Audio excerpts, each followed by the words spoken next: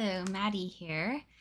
This week we are going to be talking about Every Last Word by Tamara Ireland Stone. I have been struggling with mental health issues since about 2015, and they've ebbed and flowed in various seasons for various reasons, some of them being internal, some of them being external.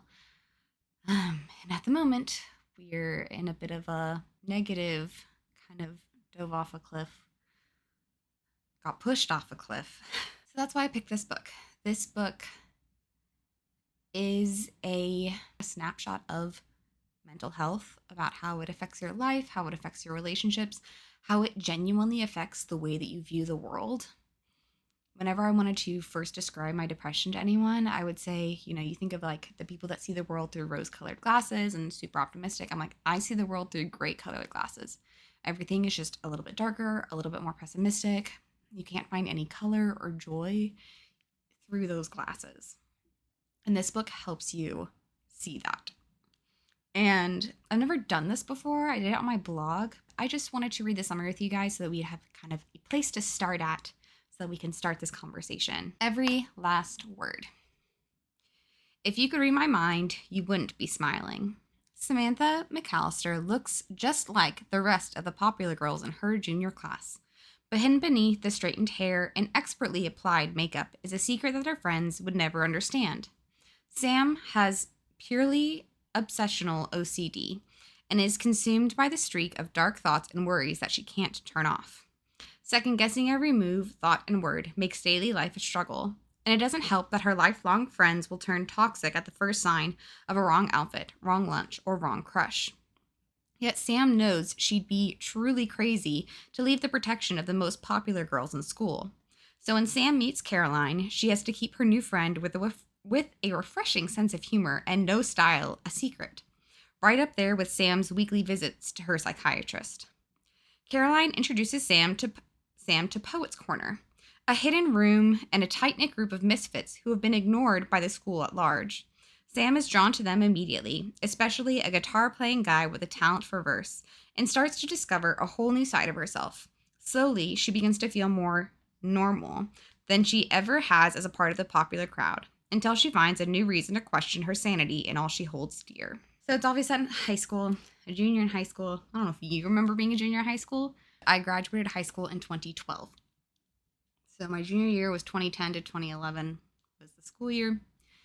And at that time, I didn't have any diagnoses. I'm slightly convinced that they didn't pop up till later because I was in a very protected environment. I went to the same school from 2nd to 12th grade. It was a very small private Christian school where I knew everyone knew me. My graduating class was like 49 people. It was a very safe environment, so I didn't even get any sort of really negative mental moments that looked more than just, being an emotional teenager until I hit college, really the second half of my freshman year. My first real memories of depression are the Christmas of 2014. My diagnosis was 1 year later, December of 2015. With mental illness, one, you don't have to have a mental illness to be able to be there for somebody.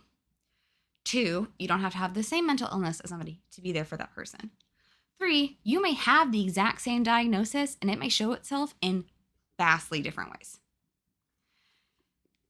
So don't feel like you can't be helpful because you don't understand. Don't feel like you shouldn't even try. Don't feel like you wouldn't understand. Don't feel like you have to keep them at arm's distance. But also on the other side of that, if you have a diagnosis, don't eliminate people from your life just because you think they won't understand. Both sides of that coin, I would encourage you to reach out to people, even if they might not understand your diagnosis.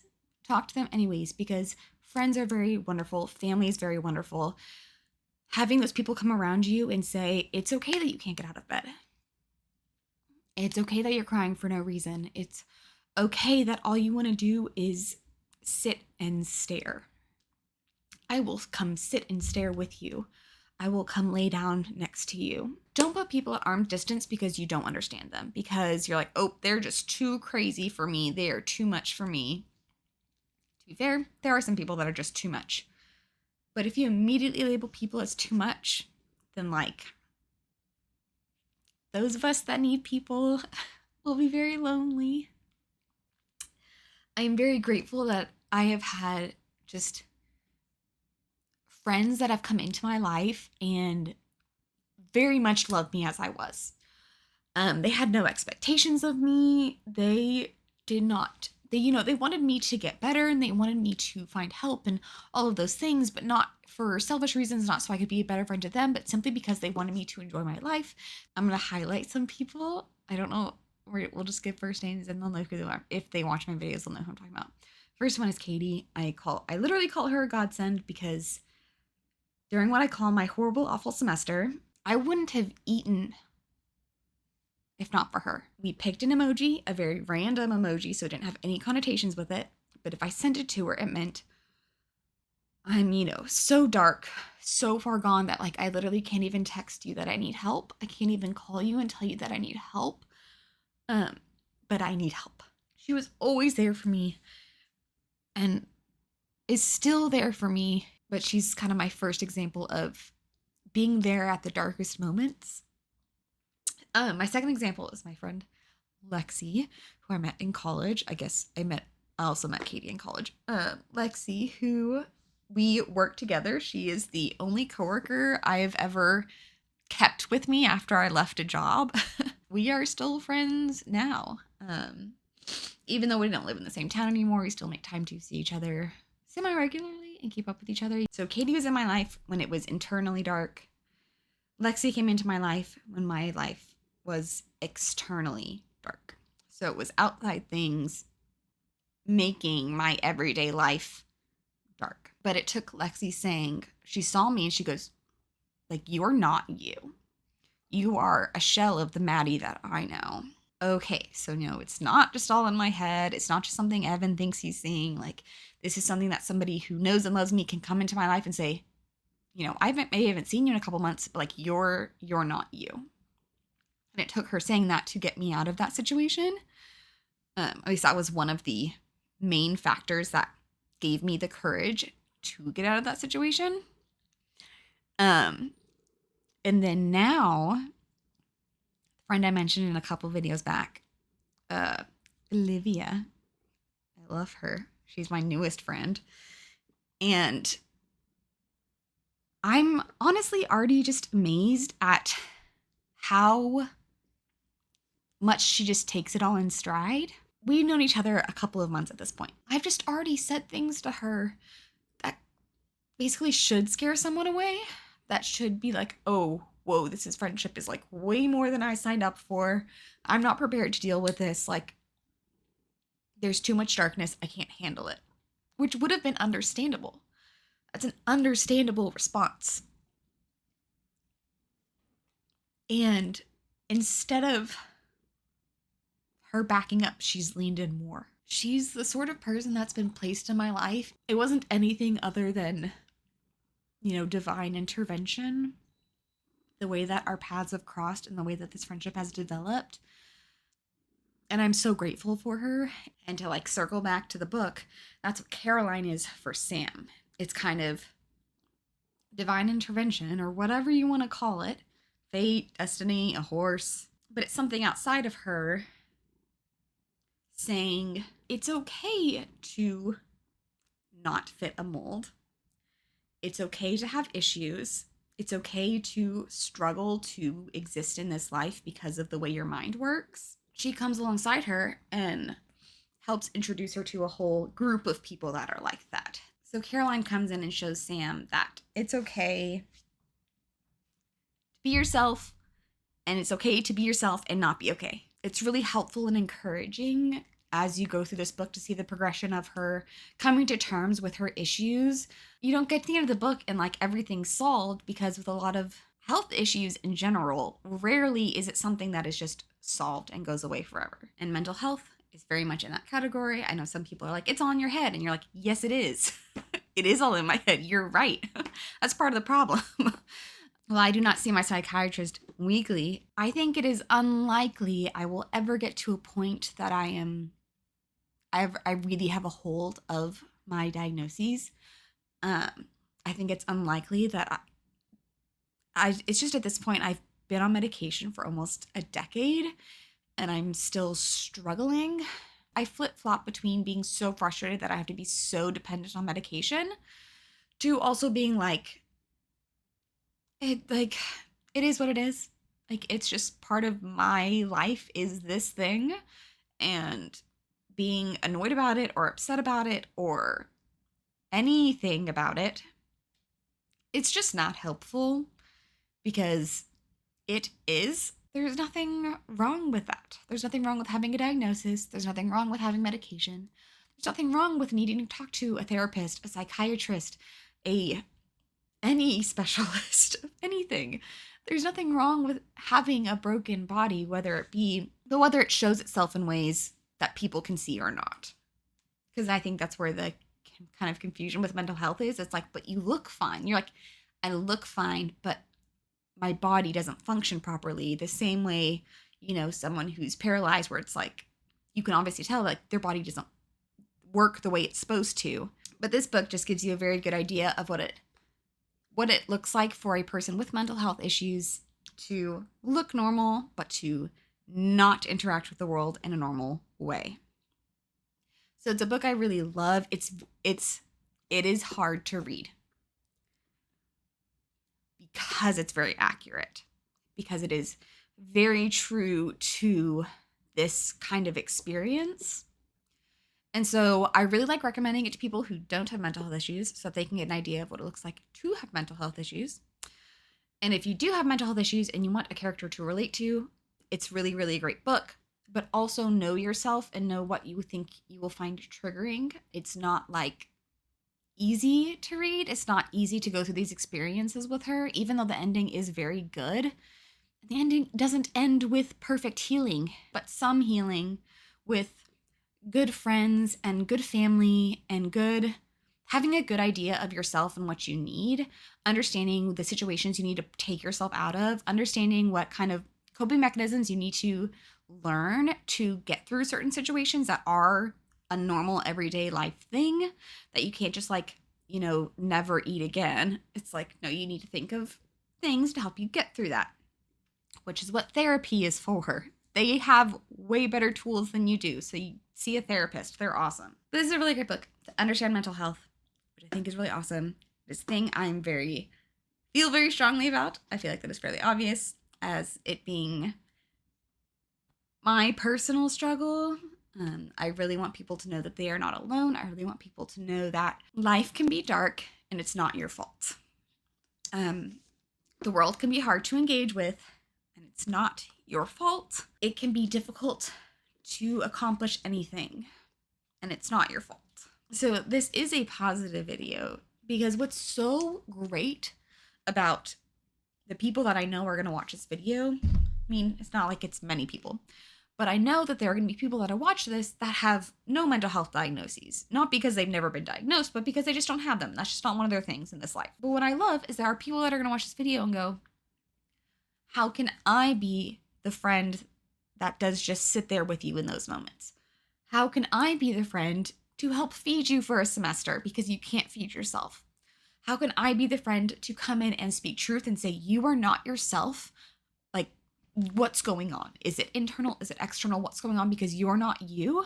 And I want to help you be you again because you're a shell of you.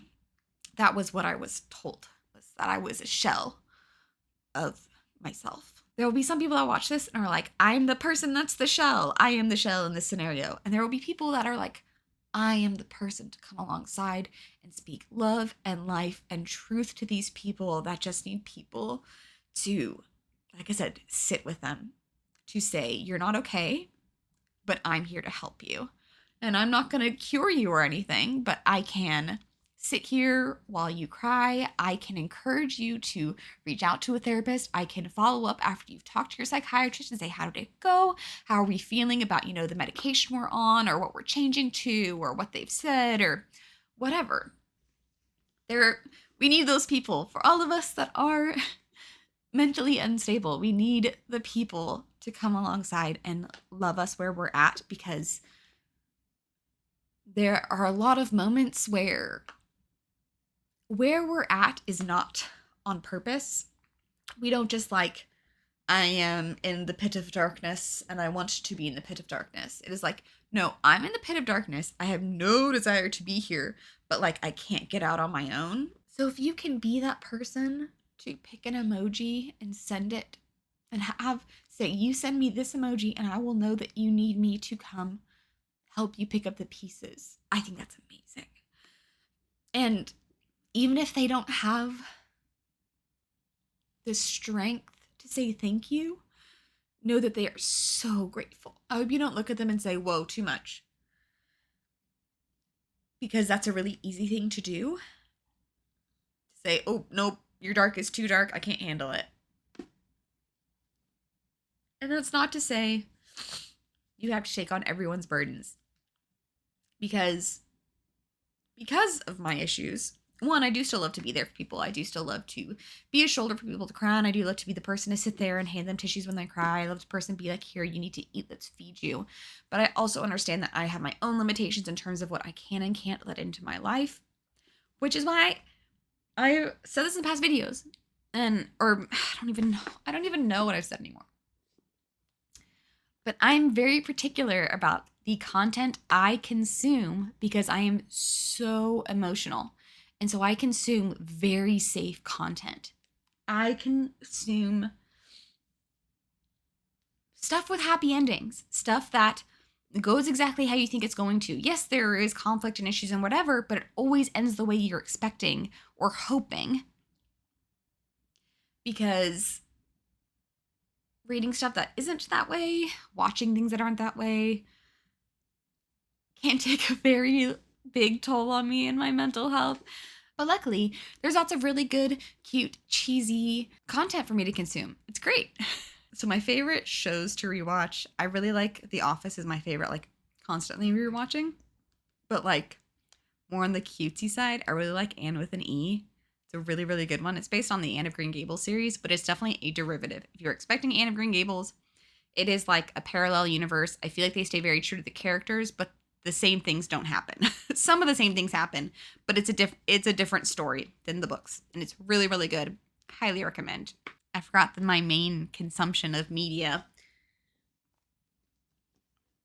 I really like Asian dramas, specifically Chinese dramas, C dramas. Not K dramas are fine, but C dramas are better in terms of emotions because unlike American TV shows, they have before the show is filmed, it's completely written out. You have the whole plot, the whole story. So it might be like 36 episodes and they're like an hour each episode, but it's just those 36 episodes. There's no second season, third season, fourth season. They don't try to keep it going. There is a beginning and an end. If you're an emotional person and want really safe content, C dramas are where it's at. If you want recommendations, we can go over that because I have recommendations. I hope you read this book. Even if you don't read this book, I hope it triggers a thought in your head in terms of one, where am I? But two, how can I help others? How can I be the Caroline to the Sam in my life?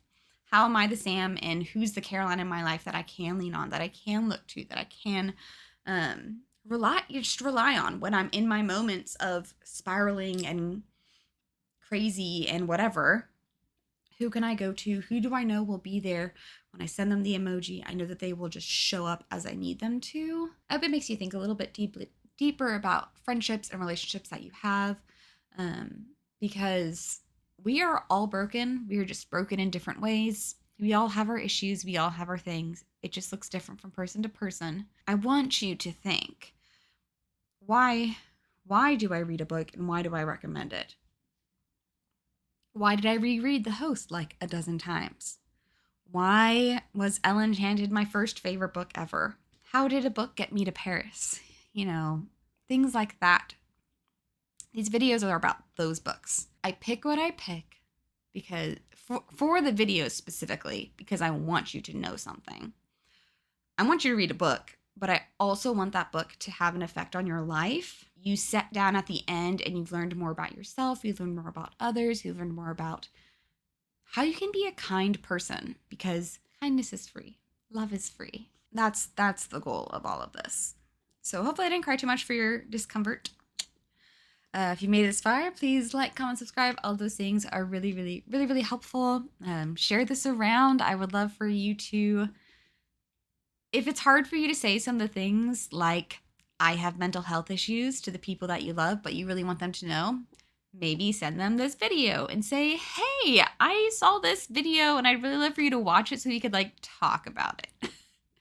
You know, if this video needs to be that for you, because sometimes saying the words out loud can be really, really hard. So let me say them for you. I'm struggling. I am struggling right now in this moment. And I'm so grateful for the people in my life that I can turn to and that love me anyways, even when I'm struggling. This awesome book, Every Last Word by Tamara Ireland Stone. Every last word. They matter. Words matter. And you matter. That's what's important. Because with all of that, I hope you have a great rest of your day. I hope you have a great night, a great week, great weekend, great month, great year. I hope you have all of the greats because you are truly worthy and deserving of them. So until next time,